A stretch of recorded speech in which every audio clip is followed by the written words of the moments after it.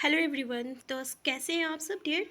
तो डियर आज का टॉपिक हमारा था भूमि संबंधी कानून, और इसी को हम लोग कंटिन्यू कर रहे हैं। इससे पहले भी हमने एक क्लास ले चुके हैं। और डियर ये भी टॉपिक जो है काफ़ी इम्पॉर्टेंट टॉपिक है। ऐसे हम आपको बता दें कि आपको जैसे सिलेबस से जितने भी टॉपिक हैं उन सारे टॉपिक के MCQ क्वेश्चन और टेक्स्ट एक्सप्लेनेशन प्लस हम लोग रेगुलर यहाँ पे प्रैक्टिस सेट करते हैं। तो डियर अगर आप हमारे चैनल में नए हैं तो सबसे पहले आप हमारे चैनल को सब्सक्राइब कर लीजिएगा, और अगर ये वीडियो आपके लिए हेल्पफुल होगा तो प्लीज़ लाइक और शेयर करना मत भूलिएगा। तो चलिए डियर स्टार्ट करते हैं। आज का क्वेश्चन है, आपका पहला क्वेश्चन है।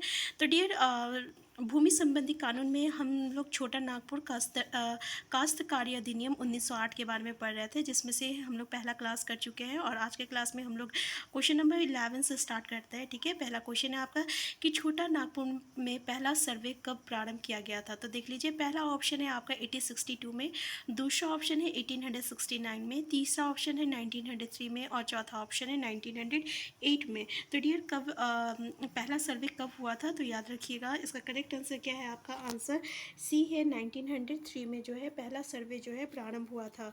ठीक है। तो डियर एक बात याद रखिएगा कि छोटा नागपुर में प्रथम सर्वे जो हुआ था 1862 में प्रारंभ किया गया था, लेकिन ये सर्वे जो है केवल भूयरी और मंजिस भूमि को चिन्हित करने के लिए किया गया था, जबकि 1903 में जो आपका हुआ था सर्वे, ये सभी प्रकार के ज़मीन के लिए किया गया था। तो इस बात का ध्यान दीजिएगा कि यहाँ पे आपका भूयरी और मंजिस भूमि के बारे में नहीं बोला गया है। इसमें बोला है छोटा नागपुर में पहले सर्वे कब प्रारंभ किया गया था। तो डियर 1862 में जो है पहला सर्वे किया गया था, लेकिन इसमें केवल ना आपका भूयरी और मंजिस भूमि को चिन्हित किया गया था। लेकिन 1903 में जो सर्वे किया गया ना, उसमें हर तरीके का ज़मीन को के लिए किया गया था। इसलिए इसका छोटा नागपुर में पहला सर्वे जो है वो आपका 1903 में प्रारंभ किया गया था। ठीक है। नेक्स्ट क्वेश्चन है आपका, छोटा नागपुर क्षेत्र में छोटा नागपुर काश्तकारी अधिनियम CNT एक्ट, जिसको हम लोग कहते हैं डियर, कब लागू किया गया था। तो पहला ऑप्शन देख लीजिए 1908, दूसरा 1949, तीसरा 1869। तो डियर हम आपको बता दें, अगर आपको कोई आंसर आता होगा ना तो आप कमेंट बॉक्स में क्वेश्चन नंबर और आंसर के साथ टाइप करते जाइएगा, तो आपको भी याद होने में ईजी पड़ेगा। ठीक है। तो डियर इसका करेक्ट आंसर याद रखिएगा कि छोटा नागपुर क्षेत्र में ना छोटा नागपुर काश्तकारी अधिनियम या तो CNT एक्ट जो है आपका 1908 यानी 1908 में लागू किया गया था। देखिए क्या था डियर कि छोटा नागपुर भूगृति अधिनियम जो है वो आपका 1869 में जो आया था, ये आपका संतोषपद नहीं हुआ, मतलब इसमें संतोषजनक नहीं था, यानी इसमें किसी तरह का कमी निकाला गया, जिसके कारण क्या हुआ था, ब्रिटिश सरकार के गवर्नर जनरल जिसका नाम था लॉर्ड मिंटो, ठीक है, इन्होंने इंडियन काउंसिल अधिनियम 1809 याद रखिएगा, इंडियन काउंसिल अधिनियम 1892 की धारा 5 के तहत छोटा नागपुर काश्तकारी अधिनियम 1908 को पारित करने की अनुमति बंगाल काउंसिल को दी गई थी। और इसके बाद आपका 9 नवंबर 1908 में जो है आपका छोटा नागपुर काश्तकारी अधिनियम लागू हुआ था। तो इसमें हम लोग क्या पढ़े डियर कि 1869 में आपका भूकृति अधिनियम आया था, जो कि संतोषजनक नहीं था, इसलिए गवर्नर जनरल जिसका नाम था लॉर्ड मिंटो, याद रखिएगा क्या नाम था, लॉर्ड मिंटो, ठीक है, गवर्नर जनरल लॉर्ड मिंटो जो है आपका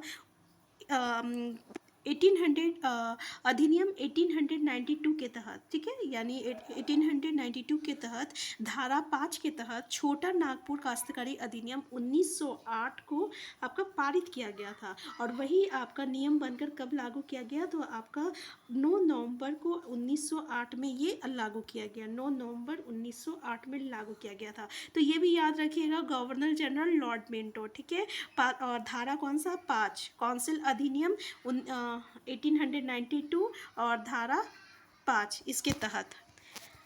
नेक्स्ट क्वेश्चन है आपका, CNT एक्ट 1908 की रूपरेखा तैयार करने का श्रेय निम्न में से किन्हें जाता है। डियर ये जो CNT एक्ट 1908 आया था, इसको कौन बनाया था, पहला आपका जॉन बैप्टिस्ट हॉफमैन, दूसरा है मिस्टर लेस्टर, तीसरा लॉर्ड मिंटो और चौथा विलिक्सन। तो डियर देख लीजिए कितना अच्छा क्वेश्चन है। तो याद रखिएगा कि 1908 का जो रूपरेखा था CNT एक्ट का, उसको किसने बनाया था, आपका जॉन बैप्टिस्ट हॉफमैन बनाया था। आंसर जो ए जो है इसका करेक्ट आंसर है, याद रखिएगा। ठीक है।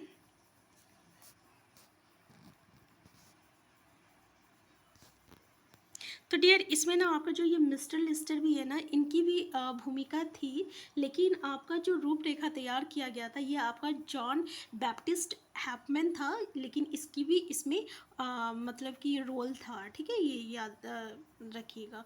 नेक्स्ट क्वेश्चन है, निम्न में से किससे जनजातियों का महाधिकार पत्र मैग्ना कार्टा कहा जाता है? पहला आपका छोटा नागपुर भूगृति अधिनियम 1869, संथाल प्रगना काश्तकारी अधिनियम 1949, छोटा नागपुर काश्तकारी अधिनियम 1908 और विलिक्शन रूल 1837। तो जल्दी बताइए डियर, इसका करेक्ट आंसर क्या है? तो याद रखिएगा, इसका करेक्ट आंसर है आपका छोटा नागपुर काश्तकारी अधिनियम 1908। इसको क्या कहते हैं? जनजातियों का महाधिकार पत्र, जिसको मैग्ना कार्टा कहते हैं। ठीक है, तो डियर मैग्ना कार्टा किसको कहते हैं? तो ये जिसको हम लोग जनजातियों का महाअधिकार पत्र कहते हैं, ये आपका छोटा नागपुर काश्तकारी अधिनियम यानी छोटा नागपुर CNT एक्ट 1908 है। ठीक है, नेक्स्ट क्वेश्चन है, छोटा नागपुर काश्तकारी अधिनियम 1908 यानी 1908 में कुल कितनी धाराएं हैं? पहला ऑप्शन है 371, सेकेंड है 268, तीसरा है 272 और चौथा है 271। तो जल्दी बताइए कि छोटा नागपुर काश्तकारी अधिनियम 1908 में कितनी धाराएं हैं? तो डियर याद रखिएगा कितनी धाराएं हैं आपका, तो इसका करेक्ट आंसर है आपका आंसर डी, देख सकते हैं 271 जो है आपकी धाराएं हैं। ठीक है, याद रखिएगा। तो डियर इसमें धाराएं इतना है, आपका अध्याय कितना है? तो याद रखिएगा 19 अध्याय हैं, 271 धाराएं हैं और 2 अनुसूची है। कितना है अनुसूची? तो 2 अनुसूचियां हैं। ठीक है, याद रखिएगा। नेक्स्ट क्वेश्चन है, जल संपत्ति के अंतर्गत क्या आता है? देख लीजिए, खरीफ फसल भी आती है, खरीफ फसल नहीं आती है, खरीफ फसल आ भी सकती है और नहीं भी। इस हेतु अधिनियम में कोई स्पष्ट प्रावधान नहीं है। तो जल संपत्ति के अंतर्गत क्या आता है? देख लीजिए, इसका करेक्ट आंसर है डियर आंसर ए, खरीफ फसल भी आती है। याद रखिएगा कि जल संपत्ति के अंतर्गत जो है आपका खरीफ फसल भी आती है। ठीक है, और ये डियर धारा आपका 3 था। ठीक है, धारा 3 के तहत है। नेक्स्ट क्वेश्चन है आपका, भूस्वामी से अभिप्रेत है?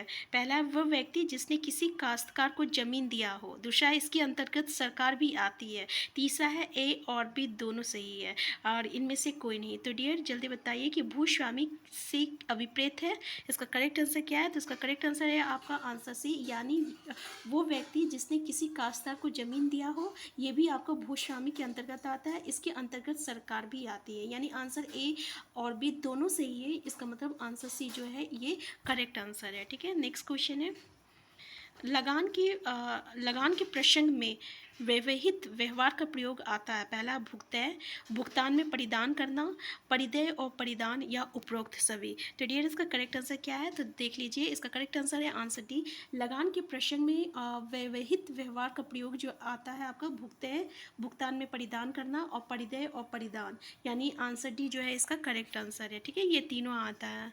नेक्स्ट क्वेश्चन है, अस्थायी भूगृति से अभिप्रेत है? पहला वो भूगृति जो वंशगत है, जो भूगृति सीमित काल के लिए धारित हो, या ए और बी दोनों। तो अस्थायी भूगृति से अभिप्रेत है, मतलब इसका मतलब क्या हुआ? अस्थायी भूगृति से का मतलब क्या हुआ? तो ये अस्थायी से मतलब हो गया परमानेंट। इसका मतलब क्या कि ऐसा भूगृति जो कि आपका वंशगत आता है, इसका मतलब क्या है? वो परमानेंट है, अस्थायी है। और जो सीमित काल के लिए है वो तो टेम्पोररी हो जाता है, तो वो आपका अस्थायी भूगृति में नहीं आता है। आंसर ये जो है इसका करेक्ट आंसर है। ठीक है ना, याद रखिएगा। नेक्स्ट क्वेश्चन है कि काश्तकारों के वर्ग का उपबंध किस धारा के अंतर्गत रखा गया है? पहला ऑप्शन है धारा 4, धारा 5, धारा 6, धारा 11। तो जल्दी बताइए इसका करेक्ट आंसर क्या है? क्वेश्चन है आपका, काश्तकारों के वर्ग का उपबंध किस धारा के अंतर्गत रखा जाता है? तो डियर इसका करेक्ट आंसर है आपका आंसर है, याद रखिएगा आंसर है जो है इसका करेक्ट आंसर है धारा 4। क्या है? धारा 4। देखिए धारा 4 में आपका काश्तकारों के वर्ग आता है। ठीक है, और धारा 5 में आपका भूधारक का अर्थ आता है, भूधारक। ठीक है, याद रखिएगा डियर, भूधारक का अर्थ आता है। ठीक है, ये डेफिनेशन आता है इसका धारा 5 में। और धारा 6 में आपका रैयत का अर्थ आता है, यानी रैयत का डेफिनेशन आता है। ठीक है, रैयत का अर्थ ये आपका धारा 6 में आता है। और धारा 11 में आता है आपका भूकृति के कतिपय अंतरणों का रजिस्ट्रीकरण, याद रखिएगा, ठीक है, धारा 11 में। नेक्स्ट क्वेश्चन है, भूधारक में सम्मिलित है, पहला, उन व्यक्तियों के हित उत्तराधिकारी जिन्होंने ऐसा अधिकार अर्जित किया हो, छोटा नागपुर भूकृति अधिनियम 1869 के अधीन तैयार एवं संतुष्ट रजिस्टर में प्रविष्ट भूधारक, या उपरोक्त दोनों। तो देख लीजिए भूधारक में क्या आता है, ठीक है। तो डियर पहला ऑप्शन है आपका, उन व्यक्तियों के हित उत्तराधिकारी जिन्होंने ऐसा अधिकार अर्जित किया हो, यानी ऐसा व्यक्ति जो कि उस जमीन का उत्तराधिकारी हो। दूसरा, छोटा नागपुर भूकृति अधिनियम 1869 के अधीन तैयार एवं संपुष्ट रजिस्टर में प्रविष्ट भूधारक, यानी 1869 में जो भूकृति अधिनियम था उसमें जो तैयार था उसमें उसका रजिस्टर होना चाहिए, ठीक है, ऐसा भूधारक। तो डियर इसका जो है आपका भूधारक में ये दोनों चीज़ आता है। आंसर सी जो है ना इसका करेक्ट आंसर है, याद रखिएगा कि आंसर सी जो है आपका इसका करेक्ट आंसर है। यानी CND एक्ट 1908 जो आपका आया था ना, उसके अनुसार क्या है कि भूधारक का तात्पर्य ऐसे व्यक्ति होता है जो कि अपनी या दूसरे की जमीन पर खेती कार्य करने के लिए मतलब खेती करता है और उसका लगान जो है चुकाता है। इसका अंतर्गत क्या होता है कि उन व्यक्तियों की हित जो है उत्तराधिकारी जिन्होंने ऐसा अधिकार अर्जित किया हो, या छोटा नागपुर भूकृति अधिनियम 1869 के अधीन तैयार या संपुष्ट रजिस्टर में प्रविष्ट भूधारक। समझ में आ गया कि भूधारक में क्या हुआ, इसका मतलब CND एक्ट 1908 के अनुसार क्या क्या आपका प्रावधान रखा गया है। इसमें क्या होता है कि अगर कोई व्यक्ति जो है दूसरे की ज़मीन पर खेती कर रहा है, इसका मतलब और उसका लगान चुकाता है, तो इसके अंतर्गत क्या क्या आता है, तो इसके अंतर्गत ये 2 कंडीशन आता है, ठीक है, तो याद रखिएगा। नेक्स्ट क्वेश्चन है, रैयत के अंतर्गत आते हैं। तो ये रैयत के अंतर्गत क्या आता है, अधिकार अर्जित करने वाले व्यक्तियों के हित उत्तराधिकारी, मुंडारी खुटखट्टी, या उपरोक्त दोनों। तो देखिए रैयत के अंतर्गत क्या क्या आता है, ठीक है। तो ये इसका करेक्ट आंसर है, याद रखिएगा, रैयत के अंदर आंसर ए जो है इसका करेक्ट आंसर है, अधिकार अर्जित करने वाले व्यक्तियों के हित उत्तराधिकारी, ठीक है। देखिए क्या है, CND एक्ट जो धारा 6 था ना, इसमें क्या था कि रैयत को परिभाषित किया गया था, जिसमें रैयत से जो है प्राथमिक तौर पर ऐसा व्यक्ति होता है जो स्वयं या अपने परिवार के सदस्यों द्वारा या भाड़े के सेवकों द्वारा या भागीदारों की सहायता से खेती का प्रयोजन मतलब कि भूमि धारण करने का अधिकार जो है अर्जित रखता है, और इसके अंतर्गत उन व्यक्तियों के हित उत्तराधिकारी भी आता है, यानी उस व्यक्ति का अगर कोई बेटा बेटी है तो वो भी जो है इस अधिकार में आता है। तो जिन्होंने ऐसा अधिकार अर्जित किया हो, किंतु इसमें मुंडारी खुट्टीदार नहीं आते हैं, याद रखिएगा, खुटखट्टीदार। इसमें क्या है आपका मुंडारी जो है खुटखट्टीदार नहीं आता है, याद रखिएगा कि रैयत के अंदर कौन नहीं आता है, तो मुंडारी खुटखट्टीदार जो है ये नहीं आता है, ठीक है। नेक्स्ट क्वेश्चन है, मुंडारी खुटखट्टीदार के अंतर्गत सम्मिलित है, पहला, ऐसा किसी मुंडारी की नए परंपरा का नए वारिस जब उनका ऐसी भूमि पर कब्जा हो या उस पर कोई अस्तित्व युक्त हक हो। दूसरा है, ऐसा भूमि के किसी ऐसा प्रभाग के विषय में जो ऐसे मुंडारी या उसकी नए परंपरा के वंशजों के कब्जे में लगातार रही हो, के वंशज, ठीक है। तो डियर इसका देख लीजिए, मुंडारी खुटखट्टीदार मतलब क्या हुआ, तो इसका अंतर्गत कौन कौन आता है, तो इसका अंतर्गत आपका पहला ऑप्शन देख लीजिए कि ऐसा किसी मुंडारी की नर परंपरा का नर वारिस जब उनका ऐसी भूमि पर कब्जा हो या उस पर कोई अस्तित्व युक्त हक हो, तो ये बिल्कुल सही है, ठीक है। ऐसा भूमि के किसी ऐसे प्रभाग के विषय में जो ऐसे मुंडारी या उसके नर परंपरा के वंशज के कब्जे में लगातार रही हो, तो डियर ये भी बिल्कुल सही है। तो ये आंसर सी जो है इसका करेक्ट आंसर है। तो याद रखिएगा मुंडारी खुटखट्टीदार के अंतर्गत ये दोनों आता है, ठीक है।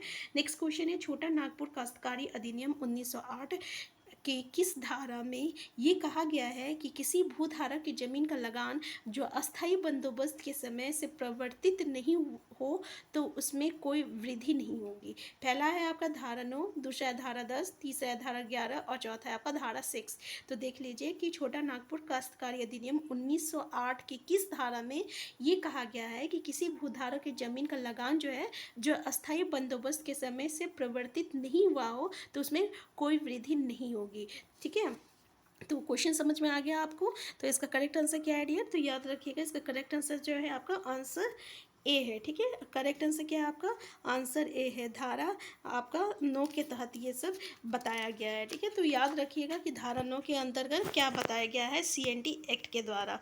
नेक्स्ट क्वेश्चन है आपका, CNT एक्ट जो है 1908 की धारा 16 के अनुसार यदि किसी रैयत को अधिनियम के प्रारंभ होने से पहले कानूनी रूप से किसी प्रथा द्वारा भूमि के अधिभोगाधिकारी ऑक्यूपेंसी राइट प्राप्त करने और उसमें खेती ना करने के बावजूद उसका अधिभोगाधिकार समाप्त नहीं होगा। तो देख लीजिए इसका करेक्ट आंसर क्या है आपका?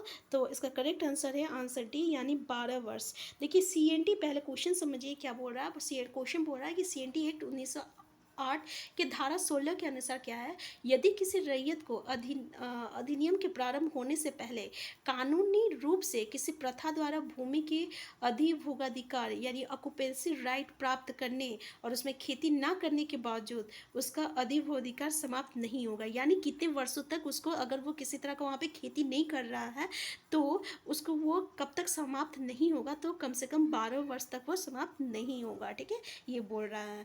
तो डियर, इससे आगे का क्वेश्चन हम नेक्स्ट वीडियो में देखेंगे। तो अगर आप हमारे चैनल में नए हैं तो सबसे पहले चैनल को सब्सक्राइब कर लीजिएगा, और अगर ये वीडियो आपके लिए हेल्पफुल होगा तो प्लीज़ लाइक, शेयर और कमेंट करना मत भूलिएगा।